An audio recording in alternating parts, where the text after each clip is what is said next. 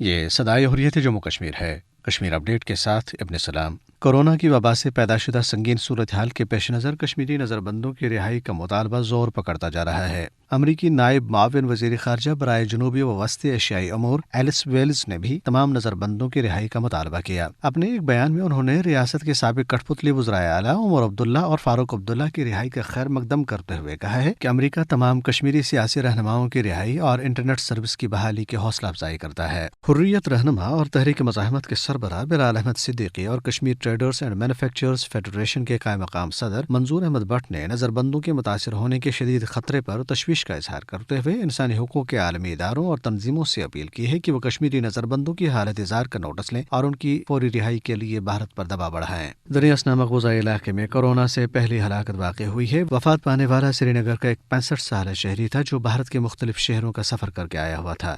مقبوضہ علاقے میں کورونا سے متاثرہ افراد کی تعداد بڑھ کر 11 ہو گئی ہے۔ قابض حکام اگرچہ وبا سے بچاؤ کے لیے لوگوں پر پابندیوں پر ہی توجہ دیے ہوئے ہیں، تاہم ماہرین اور عوامی حلقے اس بات پر سخت تشویش کا اظہار کر رہے ہیں کہ صحت کی ضروری سہولیات کا فقدان خطرناک صورتحال کا پتہ دے رہا ہے۔ پورے مقبوضہ علاقے میں صرف 97 وینٹیلیٹرز موجود ہیں، جن میں سے 33 کو کورونا وائرس کے مریضوں کے لیے مختص کیا گیا۔ ماہرین صحت کی متعلقہ ٹیم کا کہنا ہے کہ کورونا کے مریضوں کے علاج معالجے کے لیے کم از کم 500 وینٹیلیٹرز کی ضرورت ہے۔ اپڈیٹ ختم ہوا۔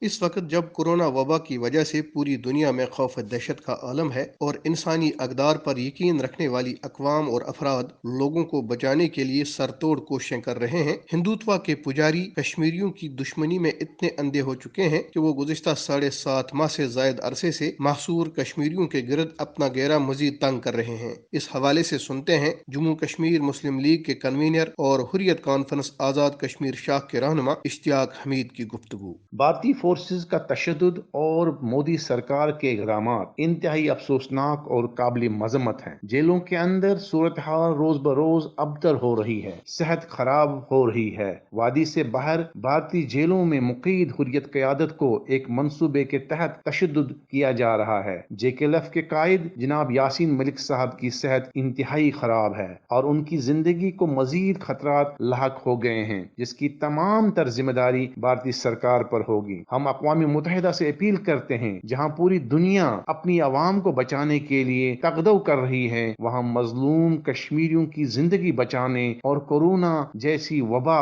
سے نمٹنے کے لیے پوری طور پر سیاسی قیادت اور قیدیوں کی رہائی ممکن بنانے میں اپنا رول ادا کریں۔ مقبوضہ کشمیر میں انسانیت کی زبوں حالی اس بات کا تقاضا کرتی ہے کہ اقوام عالم کشمیری عوام کو ہندوتوا دہشت گردی سے بچانے کے لیے آگے آئے۔